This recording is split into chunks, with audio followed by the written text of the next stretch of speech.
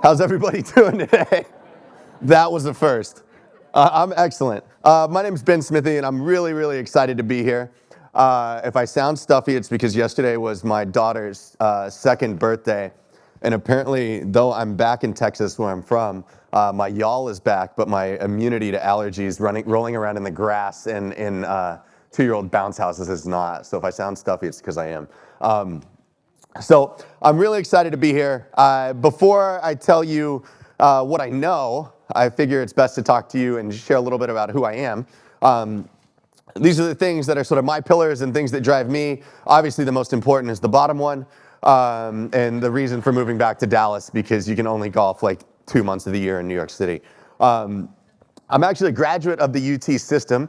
I graduated from the School of Business at UT Arlington, and I've had the pleasure of guest lecturing here at UTD. Excellent, a couple other UTA grads. I've had the pleasure of guest lecturing here at UTD numerous times, and just have a great relationship. I love the system, and it's a real honor when Jeanette asked me to be here, so thank you all. And can we give it up for her and the team one more time?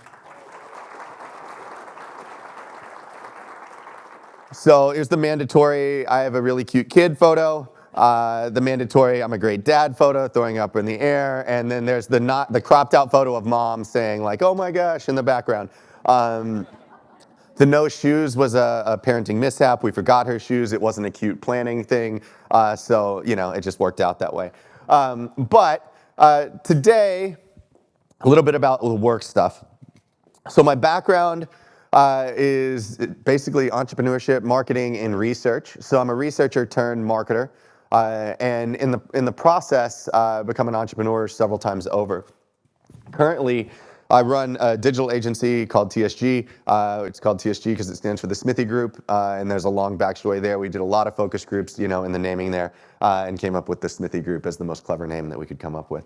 So TSG, it really is the platform company of a portfolio of companies ranging everywhere from med spas to golf apps to cryptocurrency funds to you name it that we run and we manage. But our focus really here is in startups. We do a lot of startup launches, help a lot of projects get off the ground, new brands, new businesses, new companies.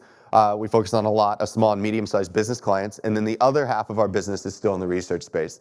So we do a ton of new product development, brand strategy, product growth for large corporate organizations, enterprises, everything from McDonald's to General Mills to Cox Automotive, you name it.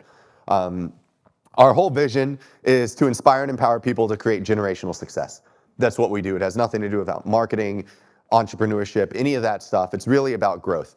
And how do we help people grow as humans? And how do we help organizations grow as organizations? And to me, the most important part of that is what I'm going to talk to you about today, which is leadership.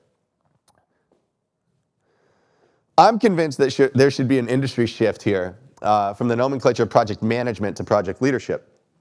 I think that if we think about project management, we think about spreadsheets, we think about deadlines, we think about timelines, we think about all the things that are on your to-do list and all the things that you're probably thinking about right now as I'm standing here on the stage, all the pings on your iPhone and your Droid and all the things that are coming in through whatever project management software that you have. How many of you have already had at least 3 to 5 notifications since I've been up here, right? That's project management. But how many of you consider yourselves leaders? This is the audience participation part of the program. High hands. All right. This is also probably the only exercise that you're going to get outside of coffee, shaking hands, and sitting up and standing down. Standing up and sitting down. So if we're leaders, why do we focus so much on management? How many of you would say leadership is the most successful piece of your job versus management? How many of you feel like someone on your team can do the management tasks, right? But why are you in the position that you're in? Leadership. So today, we're going to talk about the things that are going to strengthen you as leaders. And I'm also convinced that there's a great difference between someone that's a leader of a team or creating teams of leaders. And the whole notion of leadership is taught, and you have to be careful there's no typos in your presentation, by the way, when you have something that calls leadership. So hopefully there's not. I'm convinced that today we're going to focus on the shift between creating a leader of a team to teams of leaders, and focusing on some of the basics and the groundworks of how you can make sure that you do that. So, what is a leader? Any examples? What is a leader? A football coach. What else? What is a leader? Definitionally, what's a leader?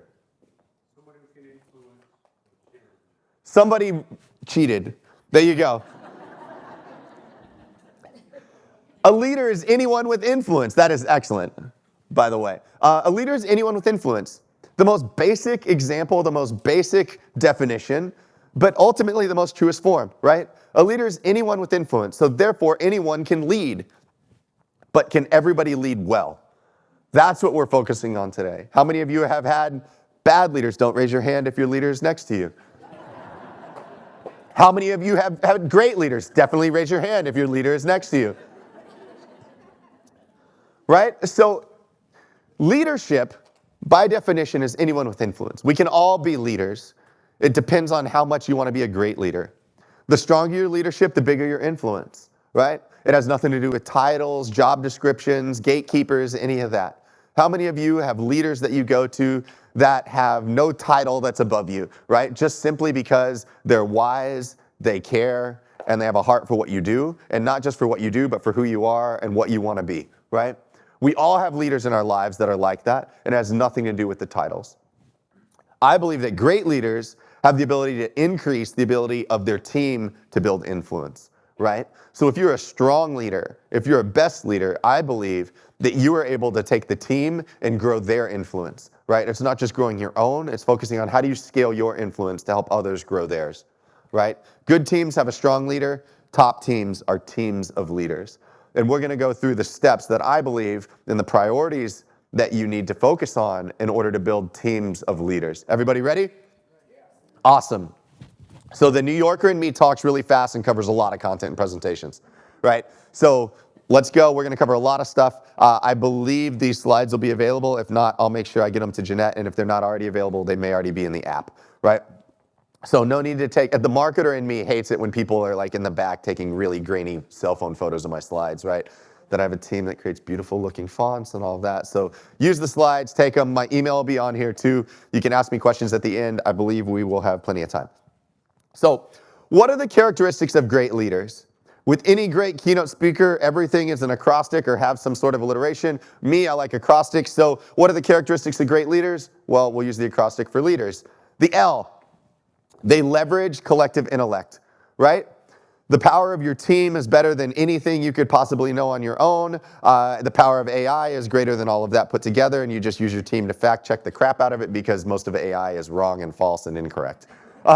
So we leverage the collective intellect of our team, of our years of experience, of our technology, of everything that we have in front of us, right? The E, we empower decision making, right? How many of you can do everything on your own? Right. He said, no. So, empower decision making. Decision making in leadership is not scalable, right? Management's scalable, right? Processes, systems, all of those things that are built to scale. Leadership is not scalable in that same way. So the only way to grow as a leader is to grow the reach of leadership, which is to grow and empower others to make those decisions, right? You can't be the roadblock. How many of you have had poor leaders only because they are the roadblock in the funnel of getting things done on their teams, right? That's the power of somebody being able to stop that. The next thing, the A, they align through open communication. Transparency is key. Right? We have all of these systems and tools and technologies out there that we use to showcase the timeline of a project, whether it's Asana or Trello or Monday or XYZ, whatever board or format or spreadsheet you want to use, they're all out there for transparency. But how much do we align on that communication, right? Alignment is key.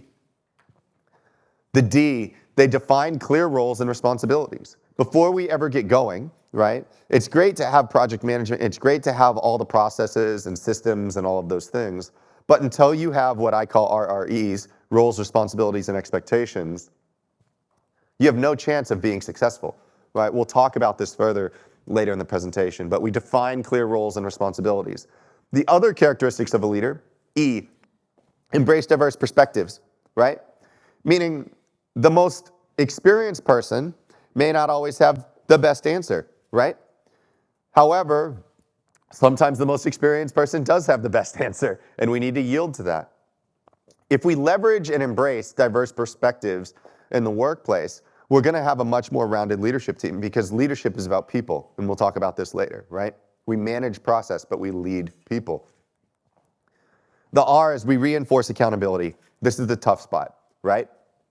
Because sometimes no is kind, but kind is clear, right? We have to reinforce accountability. What are the clear roles, responsibilities, expectations of somebody doing the job that needs to be done, right? Accountability is the only thing that empowers teams to become leaders, and leaders to become full of like success and everything that you're looking for. So accountability is the key to making sure that people stay on task, stay on time, and all of those. And accountability starts with us as the leader of the team, right? Accountability is key. And the other thing for leaders is we shape a shared vision, right? How many of you know that vision leaks? We're going to talk about this later on, but vision, mission, values is one of the things that's key to leading any great team. Whether it's an internal team or an external team, one of the challenges that I get when I speak to groups here, how many of you lead both internal and external teams when you're managing projects, right? People say, well, vision, mission, values, that's an internal thing. I don't believe that's true. I believe that's a heart thing, right? Vision, mission, values are something that can be for a small group and a small group of team that are trying to accomplish the same goal, whether it's internal, external, mixed, hybrid, whatever that may be, right? So we have to share the vision together, and we have to shape that as the leader. So for us to share that vision, the vision has to be clear, it has to be communicated, we have to have accountability to that, bless you. We have to have the expectations of a leader. So in here, I believe this is important to understand what we're going for before we dive into how we get there and the priorities to getting there. Because in order to be a leader, you have to exude and exemplify the characteristics of a leader. And so for these, to me, I don't believe that you can be a great, outstanding, top-tier leader without exuding these characteristics. So here's the truth. I think there's a problem, and every problem is an opportunity, right, that exists in the world to shift the culture for the better. I think that every generation comes through and says, back in my day and all of those things, all of us sitting in this room included, right? Everybody talks about workforce, everybody talks about whether it's going to your local McDonald's or your local Hyatt or whatever it may be, right? There's a problem in the workforce today, and I believe it starts with culture. And I believe the way to change that is to shift culture toward leadership. How do we ingrain leadership into our children? How do we ingrain leadership into our students, right? The people that generally sit in these very seats Monday through Friday on any given day of the week of the school year, right? Leadership, it's our job to do this and to shift this culture. And so that's why I'm so passionate about talking about this topic, right? I spend my day job doing marketing, but really, if I'm doing my job right, I spend my day developing leaders in my team. And that's what I hope that every one of you walk away with today, is we're going to talk about the tools and tactics and the things to focus on, but nothing beats sitting down and sharing a heart-to-heart conversation with somebody that may not even be on your team, but you can invest in them as leaders. There's an opportunity here to shift the culture, but a problem defined is 50% solved, right? So if we understand what the problem is today in our organizations, if you understand what the problem is in corporations and enterprises and even small and medium-sized businesses today that are shaping decline or inefficiencies, it's a culture problem, it's a heart problem. And if we all collectively, as the people that are responsible for moving the most important things forward, the projects, the initiatives, the big campaigns, if we're the ones that are leading these things, and we have that shift in our heart and the culture of this room, then exponentially we're gonna make a global impact, right? And that's what's important. So the first thing is leadership, I said, is a people problem, right? Managers manage process, leaders manage people. We have a very simple 2x2 here, and I say a leader's number one responsibility is people, right? Most people say leadership development, but they're really doing management development, not leadership development. The interesting thing about our culture is we grow up people and high performers, and then the high performers get in charge because they're really good at doing their job, they get promoted, and now all of a sudden they're a manager. Well, we invested in them doing the job. We didn't invest in them in terms of leadership and teaching them and how they teach others to do the job, right? So all of a sudden we have a world of managers, but not a great world of leaders. Yet they're the ones in charge of people. So because they're good at doing their job, now all of a sudden we put them in charge of managing people that used to do their job, right? So now, how do we develop and shift them to leaders instead of managers?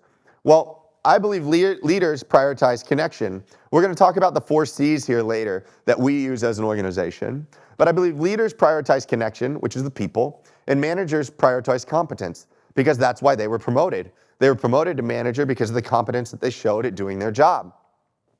If you're trying to build an efficient machine that's just cranking out widgets time and time and time and time again, like line management, then focus on managers. But if you're trying to build performance and top-tier execution and excellence, you have to focus on leadership.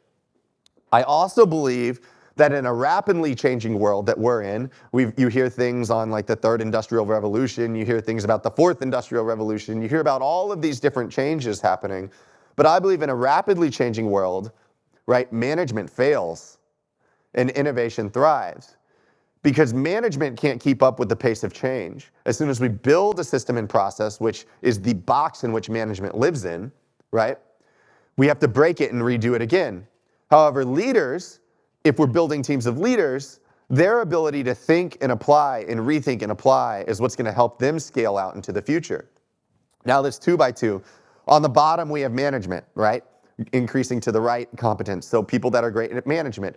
On the top, in the vertical axis, we have connection, which is people, leading people. If you have an organization that's weak in management and also weak in leadership, right? Leadership up and down, management right and left. If you have a team that's weak, an organization that's weak in both leadership and in management, you have what we call, which is chaos. I'm not going to ask you to raise your hand, but how many of you have been part of teams or in part of organizations that have experienced chaos, right? Bold people that has been, this is real bad, I've seen it, right?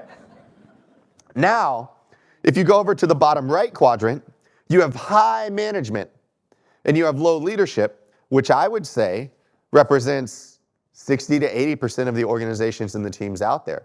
Great managers, low leadership, you have what's called weary workers, right? They have no vision. If there is a vision, they definitely haven't caught it. But they're great about doing their job. But they're churning and churning and churning and churning and churning and churning and churning, and they're weary from it. They have weary workers.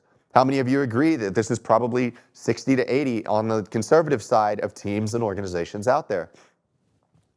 Now, if you have the top left quadrant, very high management. Let's go, let's take the mountain, and everybody's on board.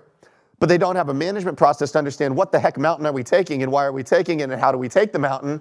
You have what we call inspired incompetence. They're ready to go.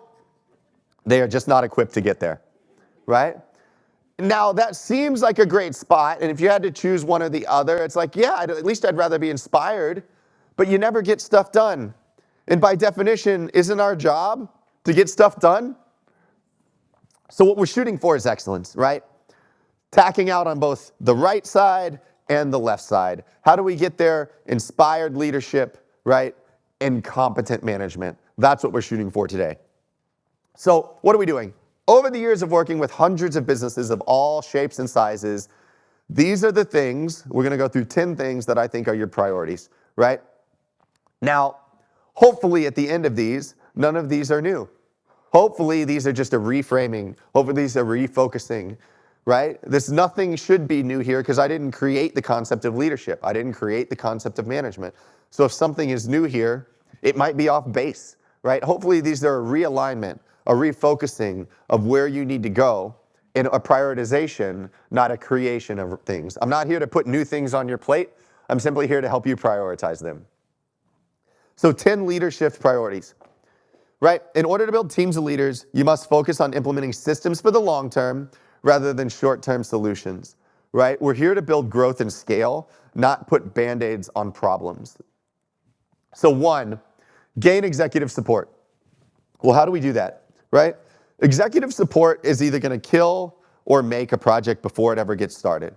Right? Until we have executive buy-in on whatever initiative that we're doing, it's never going to get off the ground. Or you're going to get all the way to the finish line and it's going to die. And we've all had those experiences, right? You have to cultivate leadership skills in your team that are able to gain buy-in and advocacy. You cannot be the only one on your team championing the project. You have to develop leaders that can communicate with the same authority, communicate with the same emphasis, communicate with the same empathy and sympathy toward the overall goals to get things done. If you're the only one on the team vying for executive buy-in, it's going to fail miserably. You have to develop your team's ability to communicate the things that gain executive buy-in. Executive leaders trust other proven leaders, right? They're not going to trust your team if they consider them to be weary workers or inspired incompetence. But if you develop teams of leaders, they're going to trust other leaders. Leaders are drawn to other leaders. Leaders can smell out other leaders, right? It's like fear. We know someone as a leader when they walk into the room, the way they carry themselves, the way they communicate, the way they, speak with you, all of these different pieces, right? So you have to build leadership skills in your team that are active listening, strategic thinking, persuasion, right? How many of you sit in a presentation that someone on your team is doing, and as soon as an executive pushes back, you just see them like fall back into the weeds, like that Homer Simpson meme where he goes into the shrubs, right?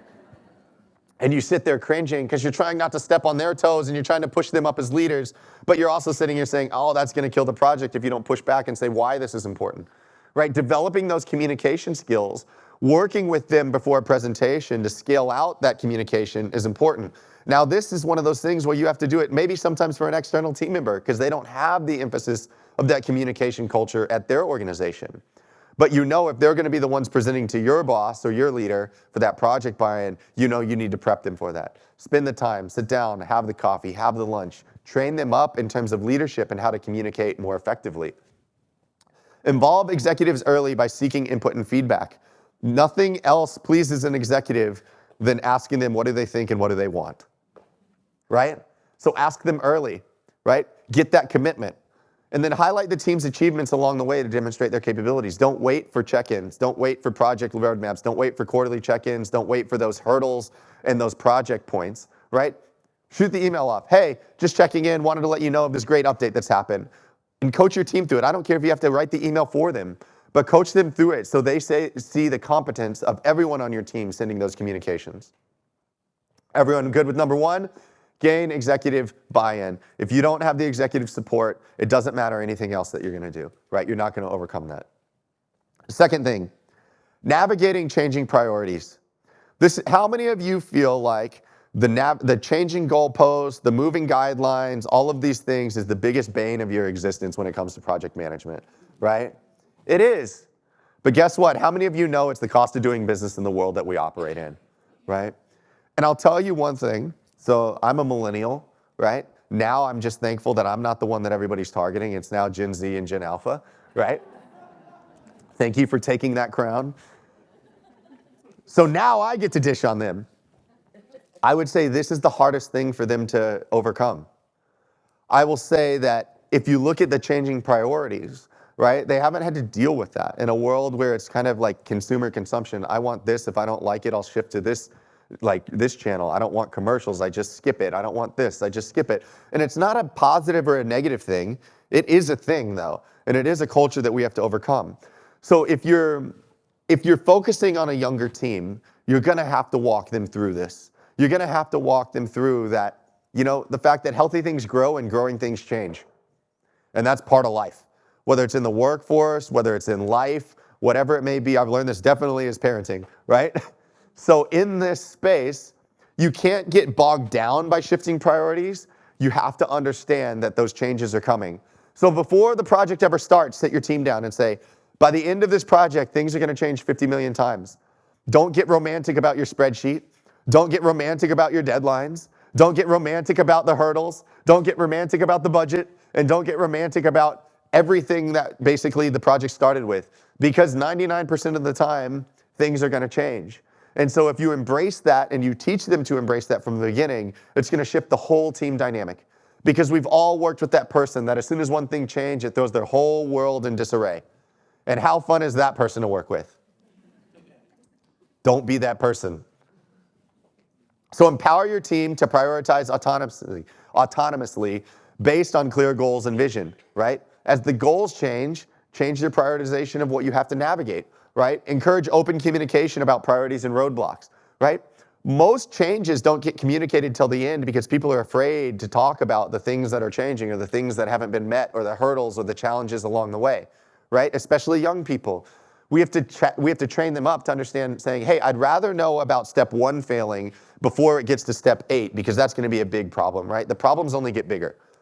But do we spend the time to communicate and lead them through those priorities and lead them through the process of saying, hey, change is okay, change is good. In our culture, we embrace change. I know that might not be the case at your company, but here on this project, we embrace it. So I want to know when things change. I want to know when deadlines aren't going to be made because I'm going to help you fix it. I'm going to help you overcome that, and I'm going to help shift the entire project to accommodate for that when possible. Or I'm going to help you figure out how to burn the midnight oil and just get stuff done, right? Be flexible and adapt plans when needed, but keep the end goal and vision, mission, values in mind, right? If everybody's committed in the beginning to the vision, mission, values of the organization and the project and whatever campaign that we're working on, then we're not committed to my deadline, my tasks, my things. We're committed to the bigger picture. That's the difference between a leader and a manager in this situation. So navigate changing priorities. The third, manage unrealistic deadlines. Luckily, none of us here have to manage unrealistic deadlines, so I can just skip this slide. Every deadline is unrealistic. If it were realistic, it wouldn't have to exist. Let's put it that way, right? If things would just happen when we needed them to happen, we wouldn't even need deadlines. We'd say, go build that building. When? As soon as you feel like it's ready, right? Deadlines are a part of work culture. It's never going to change, not with automation, not with anything. If there's one thing that you know that AI won't kill, it's deadlines, right? Deadlines and due dates. So in that space, we have to manage unrealistic deadlines. Expect them to come, just like change. But I feel like, how many of you have that young, bright-eyed person on the team that comes in and all of a sudden the first project gets put on their desk and they're like, I don't know what the heck they're thinking. I don't know how I'm going to get this done, right? And they're just surprised, where everybody else in the room is just like, yeah, that's how it goes here, right? It's not unrealistic if we plan for it, if we know it's coming. How many of you also know that unrealistic deadline is probably going to get pushed back or changed anyways down the road, right? Help them understand this. If we help train them to manage unrealistic deadlines from the beginning, that's going to solve most of their problems, right? Distribute leadership, leverage collective experience, insights, help them plan things in advance to help push back on deadlines when they need to be, or help plan the correct deadlines. Most people, I believe that most unrealistic deadlines are self-set, right? Most of the time we planned a deadline or we have input or even influence into that deadline, but we set it and it was unrealistic because we didn't know about the 50 roadblocks that were going to come in the way and other people that keep us from hitting those deadlines, right? So leverage the collective experience. Teach people to communicate up and down and say, hey, I have this project on my plate. I'm trying to build out this timeline. Go up to someone that's more experienced and say, hey, help me understand what I'm missing here. Does this look right? What are the blind spots that I have when I'm planning this out? How do I get through this effectively? And how do I build in the right cushion to make sure that I'm not clawing at the end of the race, right? Negotiate deadlines transparently with stakeholders, making sure the stakeholders see things before it's approved and understand what's happening. And distribute workload through effective delegation. Obviously, you wouldn't be here, you wouldn't be in a management position, a leadership position if you didn't have to delegate things, but most of us hold on to things tightly. We believe that it's faster for us to just go ahead and do it than train somebody else, right? We've all been in that position, myself included. It doesn't change whether your name's on the company or whether you're the intern at the company, right? Everyone feels at some point, oh, it's just easier and faster for me to do it ourselves. We have to change that culture because leadership isn't about that. Leadership is about delegation. The next one, resolve resource constraints. Good thing that's another one that we don't have to cover, right? Everybody has plenty of time, plenty of money, plenty of project materials. Leaders inspire their team to take ownership. An ownership mentality. That means proactively identifying the bottlenecks. That means finding creative solutions to optimize limited resources, right? If you set the stage that, hey guys, look, in every project, 1, things are going to change. 2, we have to get effective buy-in to get started. 3, things are going to change over time. And 4, deadlines are probably going to be tight, but we're going to figure out how to get there no matter what. And ultimately, we're going to find some sort of constraint along the way that we're going to have to overcome. Let's just call that par for the course. If you're expecting things to get perfect, go perfectly, you're going to be historically underwhelmed and basically in a rut. But if we understand these things going forward, and if we start training cross-training team members to do other people's jobs and understand, hey, somebody's going to get sick during this project, I'm sure, right? By nature of the world, right? Somebody's going to get sick during this. How do we make sure that we have the right cross-training to cover for things? How do we foster creativity to say, hey, you own the job, not just your job. So when something hits the fan, how do we make sure that you can help come up with a solution for this other area as well, right? How do we make sure that people are cross-trained and understanding and literate enough in other people's jobs to say, hey, here's a solution. I know Tim is out with this or can't come up with a solution, but my experience in this world, right? We've done this to overcome it. Maybe we can apply this here. Cross-training, cross-thinking, cross-leadership of teams is important here.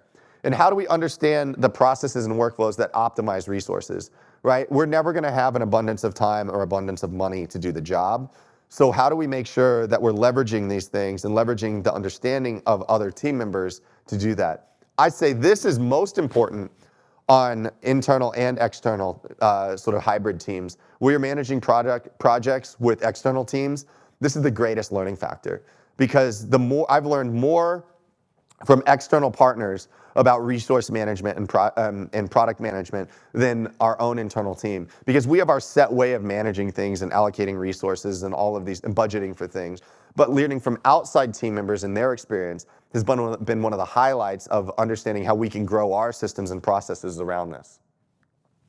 Everybody with me? Awesome. Number 5, communication skills. I believe if there's one way to grow professionally in any organization, in any industry, in any job, it's to be able to be a great speaker, a great writer. If you want to grow and advance in your career, increase your communication skills, speaking and writing. And if you invest in your team in these areas, if you are very competent in these areas and you invest in your team, you're going to have very, very, very successful teams, because they're all going to know how to communicate like a leader. And if you communicate like a leader, you can figure out the rest of it along the way, right? Communication is key. You have to foster an environment of open dialogue where every voice is heard at the proper moment. One of my favorite books right now is called 6 Types of Working Genius. Has anyone else here read this or taken this? It's awesome. I think it's great. I have this love-hate relationship with like personality typing and quizzes, whether it's Enneagram or DISC or Myers-Briggs or XYZ. But I think Lencioni did a great job with this one, right? Not only because he uses the acrostic widget along the way for all this stuff, but I love that the focus is not involving all personality types at the table. The focus is, how do you understand the personality types so you know when to involve each person along the way, right? Because how many of you know the wanderers in your room, right? They're the questioners, they're the curious ones, they're always coming up, well, what about this? What about that? Great to involve them in the beginning, horrible to involve them after the yeses have all been made and the contracts have been signed. Very valuable in the beginning, right? Innovation, I'm a WI, I'm a wonder and invention. I love to sit there and say, hey, what if we did this, and here's a creative way that we can go after this, this, and this, and what I took from this project I can apply here. My team loves to involve me at the beginning of the project. They've learned to involve me at the beginning of the project. But once they get my yes, don't ask me again about what should we be doing in this space, because I'm going to come up with a new solution, a new question, or a new thing, right? And what I've understood is we get better output through there. After the W's and the I's get out of the way, and we sit there and we have a bunch of ideas, now we bring in the discerners, right? The ones that say, okay, out of all these things, out of all those crazy ideas that Ben had, this is the one that's actually going to work. So we're going to go in this direction. Then you need your galvanizers, the ones that rally the troops and say, hey, let's all rally around this. We've understood that we've had the best ideas. We've discerned that this is the best thing. Now let's galvanize around it. Then you have your enablers in a good way that bring all the helpers to the table, and your tenacity that say, hey, let's cross the line. We have what it takes to do this. Let's get it across the line. Let's get it to finish, right? I think there's a beautiful way in just these 6 personality traits that show us how we can build teams and involve them in the right way. The whole book talks about what are the things that are like building and growing in you, like sort of your green areas.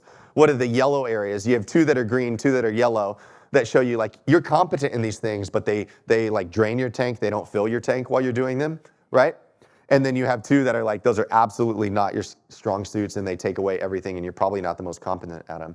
So I think this book does a great thing. I get nothing from it. I don't even know Lencioni, but I think he writes great stuff. And I have 2 examples of his in here, right?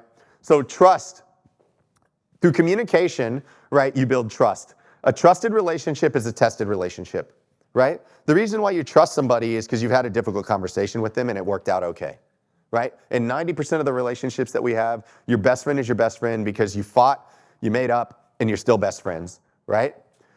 Trusted relationship is a tested relationship, but the testing only comes if there's a safe place to communicate, right? Within our teams, if we don't foster a relationship of communication and a testing of that, right? That's that whole storming, norming, performing process, if we kick it real old school, right? The proper personas involved at the right time help foster that. How do we bring people into the mix at the right time to foster communication and then move the communication down the road to the next people need to be involved, right? So communicate, create an environment of open dialogue and active listening. Establish clear communication channels and protocol, and lead by example in transparent communication, right? There's nothing that builds a team trust around a leader than saying like, oh, I got that wrong, guys. And here's how I hope we're gonna fix it together, right? I was wrong about that, and here's how we're gonna fix it. Or I'm not sure about that. Can you guys help me come up with the answer? This is the other Lencioni one that we take our teams through, which is 5 dysfunctions of a team. And I won't go through all of these, but really, it's, absence of trust is the first one because you can't communicate to somebody if you don't trust them. Fear of conflict, which is also, I'm not gonna have that positive conflict or that healthy conflict with you if I don't trust you because I know you're gonna stab me in the back and go to the boss or whatever it may be, right? Lack of commitment, because if I don't trust you, how can I commit to you, right? Avoidance of accountability, and if I'm not committed to you, why am I gonna hold myself accountable to you? And then finally, inattention to results, because if I'm not accountable, then why do the results even matter at this point, right? And it snowballs. So in this space, this is another great read. It's a quick read. These are the 5 dysfunctions of a team that are present in every team. And I think if you read them in reverse order, so this one is talking about the dysfunctions, and then Working Genius talks about how you can manage your team in the correct way and put them through it. Every single one of our applicants, we have them do this and we offer it to them, right? We can't mandate that we do it, but for sure when they're on the team, we have everybody on the team do this because we find it's valuable, and then we coach on this probably quarterly. Number 6, eliminate the lack of clarity on roles, right? Roles, responsibilities, expectations. I cannot stress this enough, right? Everything before this is sort of foundational ground roots of communication. That empowers us to do this. If you don't clearly communicate roles, responsibilities, and expectations, the last one being arguably the most important, right? You're never going to really have a self-directed team of leaders. What do I mean by that? Your roles. Everybody's roles are probably clearly defined. How many of you have clearly defined roles in your organization? You have a title, you have a job, X, Y, and Z, right? Next, most people have responsibilities, right? Those are on the job description. Those are probably on the project description or the project brief of saying, okay, the senior manager does this. They are responsible for boom, boom, boom, boom, and boom, right? I'd say 80%, 90% of people have those nailed down. Roles, responsibilities. How many of you know how that translates into expectations? What does it look like to have a successfully completed, what does it look like to have a clean workspace? If I asked 100 people, I'd get 100 different answers, right? We may say that your role is sanitary work environment engineer, right? That's your role. Your responsibilities are to make sure that every workspace has a clean environment on the project floor for XYZ to be done the next day. That's your responsibilities.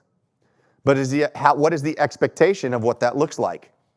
We miss this, and I'd say in 90% of organizations that we go into, and 90% of teams, they're missing the expectations. If we don't give people a clear example and a clear illustration of what success looks like, we have false expectations around how this gets executed. They may know their role, they may know their responsibilities, they may know how to do what they need to do, but they don't have a clear picture, a clear picture of what's expected of them. So demonstrate this, illustrate this. As the team lead, as the project manager, whatever your role is, it's your job to illustrate what the expectations of success looks like and show that to them in an illustration. Here's what success looks like in this project. Over our first sprint, these first 5 jobs that need to be done, right? These first 5 jobs to be done. The first sprint of this, here's what everybody's role is. Here's the responsibilities. You're responsible for this, you're responsible for this. And here's what the expectations of success and excellence looks like. Because I can get the jobs done, but I can get it done without a level of excellence that I require as a team lead. So to see excellence, here's what I expect. Here's the expectations. Here's what it looks like on paper. Here's what it looks like in real life, right? I expect things to not just be clean, but also orderly, right? Just as an example. Because there's a difference there. On the paper, it may say clean and able to do the job, but the expectation may be orderly and organized in fashion so I can do my job the best way possible because I know where everything is, right? Eliminate the lack of clarity on roles, responsibilities, expectations. Don't just stop at roles and responsibilities. Follow through on expectations. 7, we talked earlier about vision. Vision, mission, values. I go back and forth on this all the time because I think it's the most important thing, right? Continuously address vision and strategy. Diverse perspectives create a diverse strategy, and it's typically more resilient, right? Because you have that buy-in. You have to generate clear guidelines for what's a seat at the table, right? For me, when we sit there, we have our team members, and I believe that everybody has the ability to influence and lead, right? We don't hire someone unless they're a leader. That's the prerequisite for being on the team. But to have a seat at the leadership table, we say what that looks like. It means coming with not only questions, but solutions. For every problem, you also bring a solution to the table or a proposed solution, right? Those type of things. Here's the requirements to have a seat at the leadership table. If you're gonna sit down in this meeting, here's the requirement for being here, right? A can-do attitude, care about the vision, right? People over process. All of these different things the team knows, the values of the organization, what's required of them before they even sit down in that meeting to sit there and think like a leader. And we reinforce those things, right? Vision leaks. Vision is a leaky bucket, and it's the only thing that's gonna be successful, cause success in your team and in your project. Vision is a leaky bucket. Vision is also like this passing train, right? And people see it and they're enamored by it. They're like, whoa. But if you don't give them handles to grab onto it, they're gonna just miss it. It's gonna pass them by in the night. They're gonna say, oh, wow, that was great, and then it's gone. And every communication, every task, every failure, every challenge is gonna slowly erode at that vision. Vision is a leaky bucket that you have to constantly refill. Every email, I'm thinking about vision as a leader. Every communication, I'm thinking about vision as a leader. Every conversation that I have with somebody, I'm thinking about vision as a leader. I start with vision in everything. We focus on wins and losses, but we also focus on assists because we believe it's our organization, like I said, inspire and empower people to create generational success, right? We believe the assists help along the way. So we used to focus just on wins and opportunities, but now I realize, hey, we also need to focus on the assists because every win had somebody help them along the way. So we focus on those in our team meetings, right?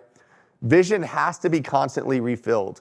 How many of you have had a leader that comes in, they stand on the stage at the beginning of a project, they say, hey, we're gonna take this mountain, here's the big thing, and then you never hear from them again until the end of the project where they're like, hey, was it a win or a loss? And here's why I'm angry or here's why I'm happy, right? Vision leaks over time. Every challenge that you face, every problem along the way, every late night, every overage in hours, every constraint, every roadblock erodes at that vision. And it's your job, each of you sitting in this seat, to continuously refill vision. The reason I say that confidently is because I believe it's everybody on the team. Here's the hack to that. If you create a clear vision, and if you lead with a clear vision, you no longer have to manage to just the process and the things. You no longer have to rule keep along, oh, you did this wrong or you did that wrong. All you have to do is refer back to the vision, right?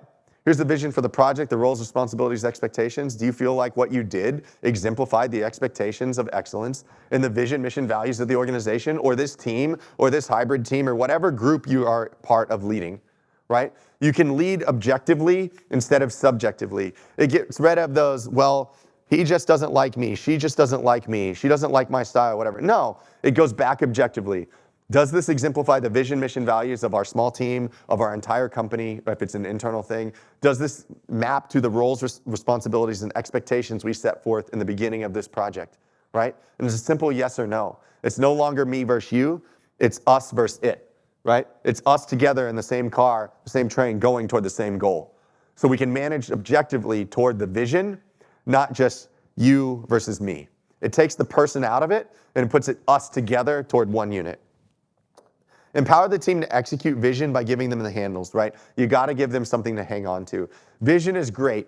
If I came up here and said, yes, leadership, but I didn't give you step-by-step tools or priorities in order to be a leader, then I'm gonna sit here and I'm gonna hopefully inspire you for 5 minutes, and then as soon as I walk off the stage, you have nothing to grab onto that with. by giving you the handles, by giving you a leadership acrostic, by giving you 10 priorities. These are the handles you have to catch the vision, to sit here and say, hey, here's how I'm going to create a team of leaders, and I'm going to go back to my organization and accomplish this, right? You have to give them handles. It's not just in like a hoorah speech. Culture warning signs. Are you catching wrongs or rights? In your team meetings, are you catching what's wrong or are you catching what's right? It's the whole, you catch more flies, right, with honey than vinegar? Something like that. So what are your intentional ways of infusing and reminding? How many of you think about reinstilling vision, mission, and values in every communication that you send out? Right? Now there's some things that are quick texts or quick things. I'm not talking about that. I'm not talking about being like egregious in it. But in most communications, if it's longer than a couple lines, there's room to sit there and infuse vision, mission, and values back into the project, right? Back into that communication. Because it's leaking every time you're not. So you catching wrongs or you catching rights? Infuse the rights in there. Vision, mission, values. I say that sounds like a big corporate hierarchy thing. It sounds like a big corporation thing that you have on your wall. But I believe in the smallest of teams, there should be vision, mission, values. Now it needs to align with the vision, mission, values of your organization. But in a hybrid team of external and internal, I believe as a leader, I'm setting forth those vision, mission, values for what we're hoping to accomplish as a hybrid team along the way, as a subset of the organization. So do you have them? Do they know them? Do you, as the leader, exemplify them? And then do you enforce them? It does no good if you have them if you don't enforce them. And enforce them early on. As soon as somebody steps outside the lines of what's exemplifying and expected of them of excellence, you have to course correct. You have to point them objectively back. Hey, listen, this is the way, I know, Ben, this is the way y'all are doing things here in this small project that we're working on together. This is how we're going to do things, and this is the expectations. Can we align on this, and how can I help you make sure that you're exuding excellence in these areas, right, for all of us to be successful? We have to enforce them. And do you have standards and non-negotiables that the team understands? As the leader, you have to set forth the non-negotiables. Here's what we're not going to do as an organization. Here's what we're not going to do as a team, right? If you have a problem, we talk to people, not about people, right? That's one of the things that we have in our organization, right? So if you come to me with something, I'm going to say, have you talked to them? And if not, then if you have, then great. Both of you come to me because we'll work it out as a team, right? We're not going to sit there and do he said, she said, because that's not conducive to any team growing, let alone a small team, right? And have you defined your culture? And then here's the real question. Do you personally add or subtract to your culture, right? As the leader, are you personally adding to the culture or are you subtracting from the culture? That's a real honest gut check. How you show up for people each day sets the tone for the room. How many of you know that you've been gifted the power to either bring the energy into the room or suck the energy right out of it, right? It's a blessing or a curse, right? I'm with you, right? If I get up on stage and I'm like, let's go, I have the power in order to get the audience going at 8 o'clock in the morning, or I can sit there and say like, hey guys, my name's Ben. I was rolling around in a bounce house with a bunch of 2-year-olds yesterday, kind of tired, you know, but you choose how you want to show up for people. That's the mark of a great leader, right? That's the whole thing about the Navy SEALs while they're great. It's because they're all leaders. They have no quit, right? How they show up for each other is how they show up for each other every day, no matter how they feel. That's why every single one of you would sit here and say, I'd have them on my team, even if you had to teach them every step of the way how to do the job, right? Because you know they're going to show up for you, and they don't quit. Number 8, set standards for transparency and accountability, right? Leaders hold themselves and each other accountable, reducing project risks and increasing commitment. You have to foster the culture of peer accountability. Accountability cannot be up and down. If you want to see a fractured organization, look for an organization that has accountability structures that are only up and down. If you want to see the opportunity for success, look for organizations that have peer-to-peer accountability, meaning I care what the person sitting next to me does and is successful with just as much as I see what my boss sees of me, right? Peer-to-peer accountability is key here. Customer experience is the overflow of employee experience every time. You want to see great organizations with a great culture, focus on customer experience. The customer experience you receive walking in to a Chick-fil-A, a Ritz-Carlton, a Buc-ee's, or any organization is an overflow of employee experience. You want to have great customer experience on your team? great project management, great account management, right? The people responsible with managing the relationships with your customers, create a great employee experience, because customer experience is the overflow of employee experience. When was the last time that someone from your team brought a new idea to you? Right? That's the metric 1. When is the last time that somebody brought a new idea to you as the leader? Then, what happened? How did you respond?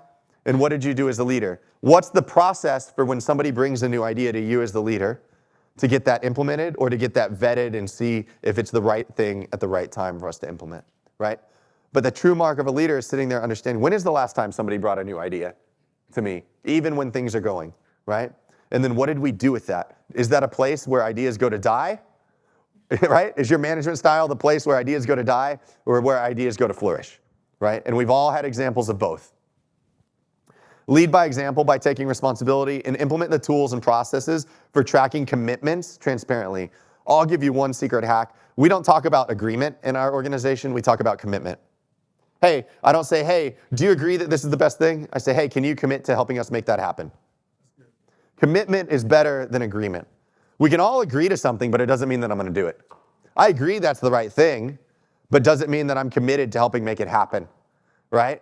A commitment versus agreement. If you change that one word in your language with your team, I promise you're gonna start seeing better results, right? That's enough for your money right there, if you just shift that.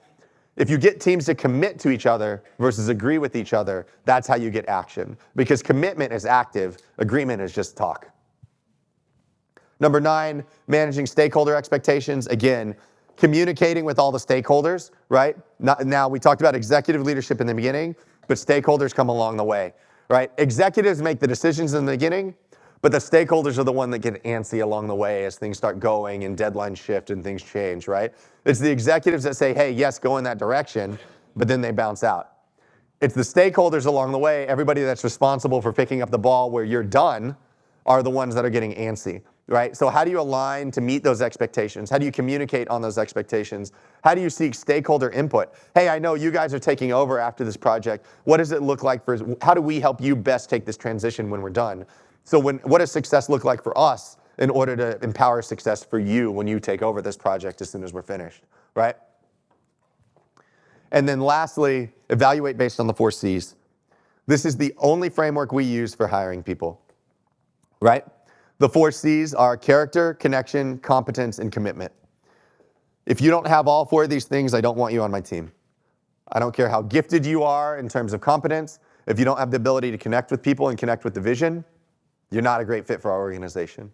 We filter everybody out through here. Matter of fact, in the organization, these are the 4 things that I go to, right? And really, I'm focused on character, connection, and commitment, right? I let my team focus on the competence piece, right? So character, it's a 1 or a 0. You either have it or you don't. It's either a go or no go. In our organization, it's a go or a no go. Do they have this? That's the first thing. We can help figure that out within the very first interview, right? Character, number 1. If they don't have it, they're not a great fit for our team, our organization. Number 2, connection. Can you connect with other people? And do you connect with the vision, mission, values of our organization to move things forward? Connection. Competence, this is a sliding scale. This is one of those things is, do you have the competence to do the job, or do you have the competence for us to train you to do the job? For some jobs that are highly specialized, you need the competence to do the job if we're putting you right in the deep end from day one, right? Very technical pieces, right? You are an engineer or you aren't. It's a 1 or a 0, right? We're probably not training you to become an engineer to get in that spot unless we're a big organization and that's what we do. But for this specific project, you either have what it takes or it doesn't, right? And then commitment. We never make people sign in blood when they join the organization, but we do get them to commit to being all in while they're here, right? Are you committed to the vision, mission, values of the organization? Are you committed to the person sitting left and right of you for the whole time that you're here? Because I'm committed to you. I'm committed that if this is a stepping stone in your career, right? The majority of my 99% of the employees on my team are under 25 years old. Exactly. The laughter. It would be egregiously erroneous for me to think that this is going to be their last job. Most of them, it's their first job, right? I'll take your prayers. Yes, thank you. It would be egregious for me to think it's their last job, to commit to being here forever, right? It's not our parents' generations, right? It's rare for people in my generation to even have that experience, right? However, I do 100% expect you to be committed while you're here. And I expect your 100% commitment to each other while you're here, because I'm committed to you. I know that you're gonna change jobs, but if you're committed to being here, I'm committed. I'm gonna be the first person to call that person and tell them that they're a fool for not hiring you because of how great you are, right? We have a rule that we clap for people on their way out as loudly as we clap for them on their way in. Sometimes we're clapping loudly for a reason.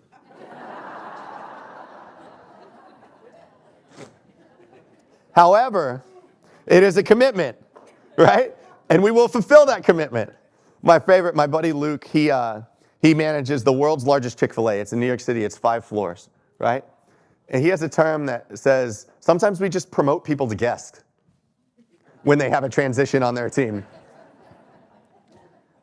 Very few people that work for Chick-fil-A will stop eating Chick-fil-A just because they no longer work for them anymore, apparently. So they promote them to guest. So evaluate based on the 4 C's. You have to have a framework for success in your people if you want a framework for success on your team, right? Leadership is about people. So here's your priorities. If you're going to take pictures of one slide, I think you'll have them or you will have them. But here's the one there. Again, how many of this is new? Hopefully there's some new elements or some new frameworks of how to think about these things. But it's not here. I'm not trying to sit here and give you 10 new ideas because that would be a really bad leader, right? I'm sitting here trying to give you 10 ways to look at things. Hopefully one of them sparks some ideas. Hopefully one of them sparks a new thing to go through and take back to your team. And I'll make sure you have these. So the journey here.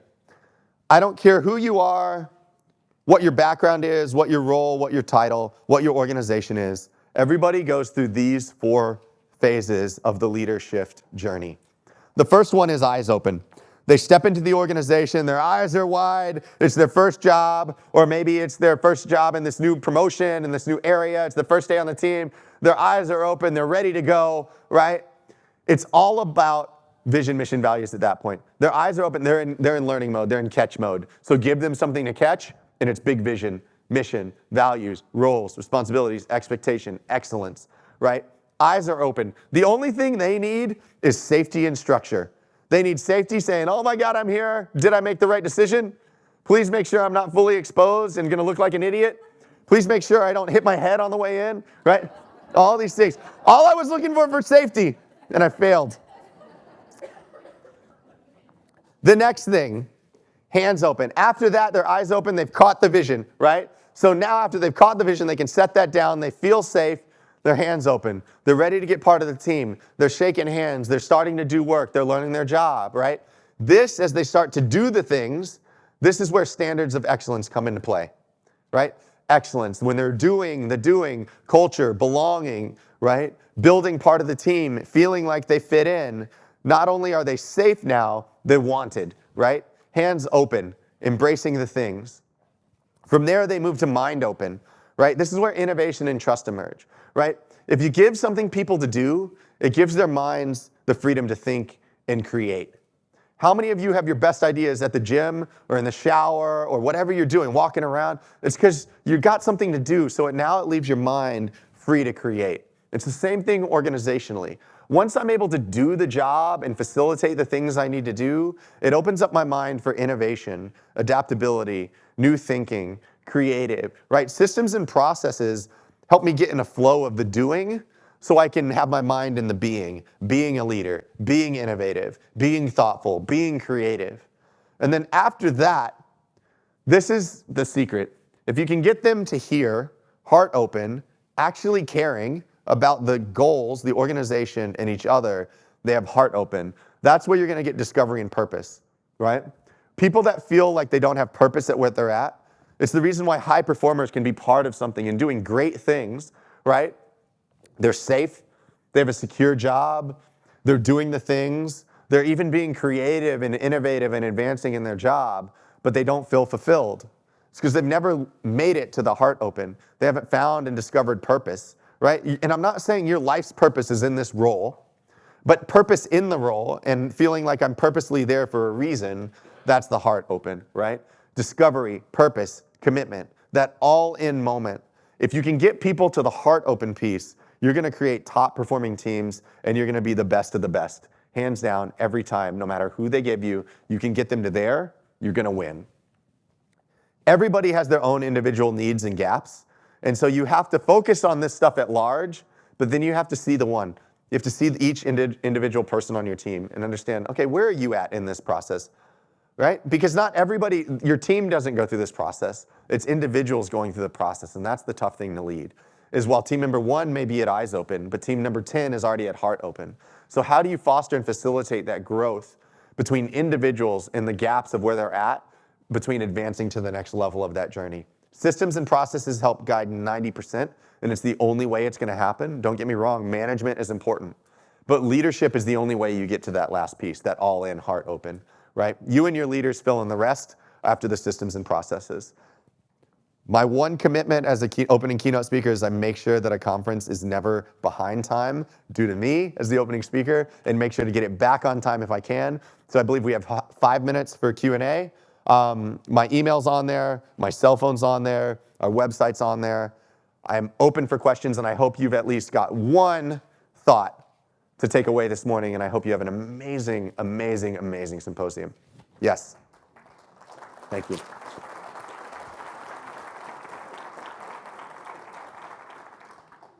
Oh, they have mics coming around too, so please wait for a mic. So raise your hand proactively if you have a question. When you say that you look for character, how do you assess that well, basically, what is character, and how do you assess that in an interview? Tell me about a time when you first realized that you had the ability to impact something greater than yourself. No, that's my question.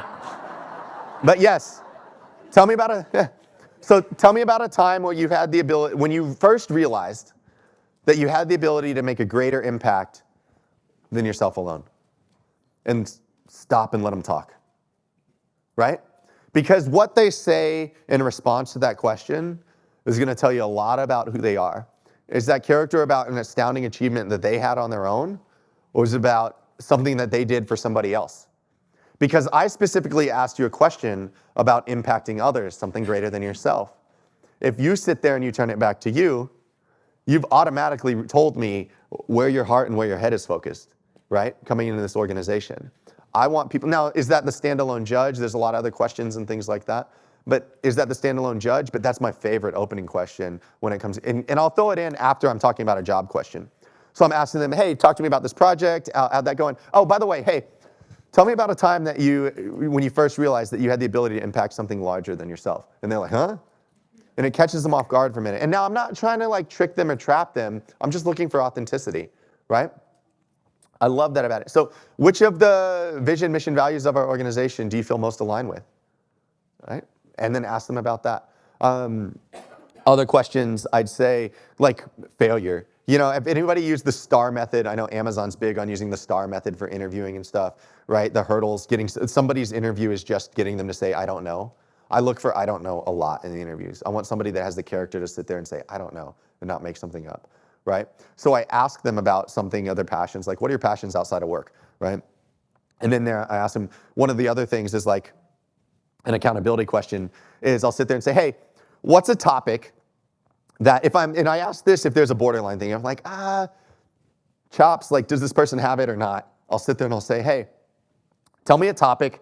What's a topic that you know, like just backwards and forward that you're passionate about that you could present, 5-10 minutes on, offhand, no matter what, given no prep. And they'll say a topic and I'll say, okay, cool, go. A person with character was honest in that situation. They said, I'm really passionate about baseball, right? Or they're like, oh, I don't really have a passion. I don't care what the passion is. I just want them to be passionate about something. And I want them to be honest about what they told me they're passionate about and they know about. And then I want to see, hey, how do they communicate, right? So if it's baseball, cool, ready, set, go, right? Now, if I have a good feeling, I'm not going to put them on the spot and make them do that. But you'd be impressed. I get some of the best insight from candidates when I say, hey, okay, go for it. And they're like, or they're like, oh, okay, great. They're waiting to talk about it. They've never been asked to talk about baseball in a marketing interview, but now they have, and this is their moment, right? Great question. Did that answer it? Awesome. Questions? One and done. Right here, front row, second half. How do you deal with negative Nancys on your team that they find something to nitpick no matter what solution you bring to them? Objectively every time. They're all gonna, we can set everything up and there's always gonna be somebody there that's like that, right? I allow them to be questioning. I allow them to be negative in a sense, right? But I sit there and I say, hey, to sit at the leadership, remember we talked about in the beginning, to sit at the leadership table, here's what I expect. You can have questions about things, but you have to bring solutions. And I sit them and I talk to them separately and I say, hey, if you're gonna bring problems and things to the table, I wanna hear that. I wanna hear the problems. I wanna hear the reasons why this doesn't work, but I wanna hear your research of how we're gonna fix this problem proactively. And you are no longer allowed to bring those things to the table without those solutions in a solution mindset. I also talk to them about the mindset. When you sit at this table, when you sit at our virtual conference table or in a conference room at this table, when you sit in this seat, you are taking on a solution mindset. You are taking on a can-do attitude. You are taking on responsibility for your neighbor, even if it's not your responsibility, right? You are taking on the mindset of a leader. And here, what does the leader look like, right? And the team can recite it back. So in these areas, it's okay for people to be negative, and if that's a problem, then that's a different discussion. If it keeps happening and keeps happening and keeps happening. I understand there's also times that we're dealing with hybrid teams, it's an external person, you have limited control over that. But to my ability to control the team in that space and to lead my team, it's always going back to the objective truth, or hey, here's the roles, responsibilities, and expectations of your role, and every role has the expectation to bring solutions, not problems, right? And then I set the mindset. If you're a leader at the table, right, in order to sit at this seat, it's okay, if you are having a bad day and you need to not be in this meeting, I'm totally cool with it. But here's the deal, if you're gonna sit here in this meeting, you're taking a leadership mindset. And then I just don't waver, right? And they'll respect it. And if they don't, then we promote them to guest. Thank you all so much. I hope you have a great rest of your day and a great symposium.